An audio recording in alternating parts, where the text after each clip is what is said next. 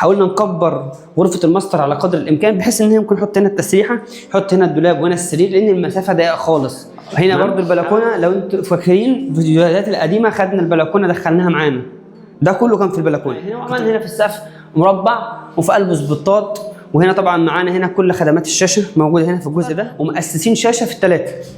يعني لو جيت تبص معايا كده على الليفنج، عاملين في الليفنج هنا برضو تاسيس للشاشه بتاعتي، وقدرنا بالفكره دي قدرنا ان احنا نعمل في المساحه اللي هي حوالي 60 متر عملنا 3 غرف وبلكونه، وعملنا ريسبشن، وعملنا حمام ومطبخ. احنا النهارده في موقع وسط البلد، اضيق مساحه ممكن تشوفها. بنعمل من المساحات الضيقه تحف فنيه. انا عاوز انبه عن كم ملحوظه هنا في الشقه دي. احنا عملنا فيديوهات كتير فيها ايام ما كنا بنعالج السقف. السقف ده كان مندمر خالص لما كنا بنصب الحديد من جديد وزرعنا حديد فيه. استلمناها طبعا كانت عباره عن حمامين داخلين في بعض، فبدانا نعيد تقسيمها من جديد خالص.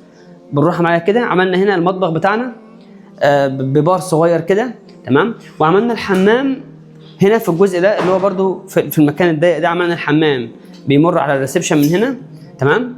وبعد كده دخلنا الطرقه جوه، عملنا ال3 غرف بتوعنا. انا عاوز بس انبه عن حاجه في الكهرباء. مفتاح الحمايه دوت اي شقه صغيره كبيره ما تستهترش بيه، مهم جدا وبيساعد في حاجات كتير جدا وبيحمي حاجات كتير جدا، تمام. هنبص هنا طبعا في السقف، عملنا هنا في التراك هنا دوت بتاع المطبخ، وعملنا سبوتات في المطبخ، وعملنا هنا في الطرقه دي عملنا سبوتات وعملنا ليد بروفايل، تمام. بننتقل بعد كده الحمام. عملنا في الحمام سبوتات، تمام. الجزء اللي عندي المهم هنا في الطرقه دي عملنا خط ليد كده بسيط وحاجه هشيك كده، وعملنا سبوتين. نخش للغرفه الاخيره.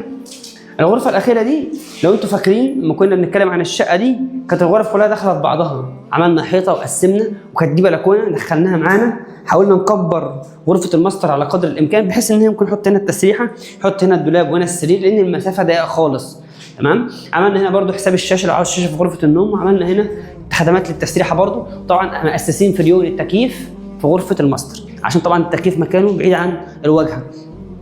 وفي السقف عملنا خطين ليد بروفايل، وعملنا سبوتات في الوسط.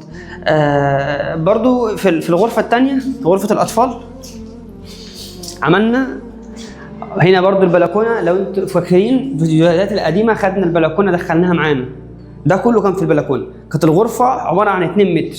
لما دخلنا البلكونه فرقت معانا كتير، وحاولنا نعمل شباك محترم يخدم على السريرين الموجودين معايا هنا. وعملنا هنا في السقف مربع وفي قلبه سبوتات، وهنا طبعا معانا هنا كل خدمات الشاشه موجوده هنا في الجزء ده. ليه؟ برضه عملنا شاشه في غرفه الاطفال. احنا عندنا ريسبشن، عندنا ليفنج، وعندنا غرفه اطفال، وعندنا غرفه ماستر، ومؤسسين شاشه في الثلاثه. يعني لو جيت تبص معايا كده على الليفنج، عاملين في الليفنج هنا برضه تاسيس للشاشه بتاعتي، وعملنا حرف ال بسيط كده سيمبل، وفي قلبه سبوتات في السقف زي ما انت شايف كده. في السقف عملنا سبوتين وحرف ال يخدم على الركنه. طبعا عملنا براز هنا على العالي عشان تخدم معايا على الركنه، وعملنا اللمبه اللي هي في البلكونه عملناها حاجه برضو في البانل ده. البانل اللي كنا مركبينه، البانل ده متركب بالكامل ماشي في الغرفتين التانيين لان كانت دي كلها بلكونه، فاحنا اضطرينا نغطيها بالبانل وجبناه بميل طبعا، وعملنا حساب الصرف من فوق عشان لو في مطره ولا في اي حاجه ما تنزلش في الشقه. وقدرنا بالفكره دي قدرنا ان احنا نعمل في المساحه اللي هي حوالي 60 متر عملنا 3 غرف وبلكونه، وعملنا ريسبشن، وعملنا حمام ومطبخ في مساحه 60 متر.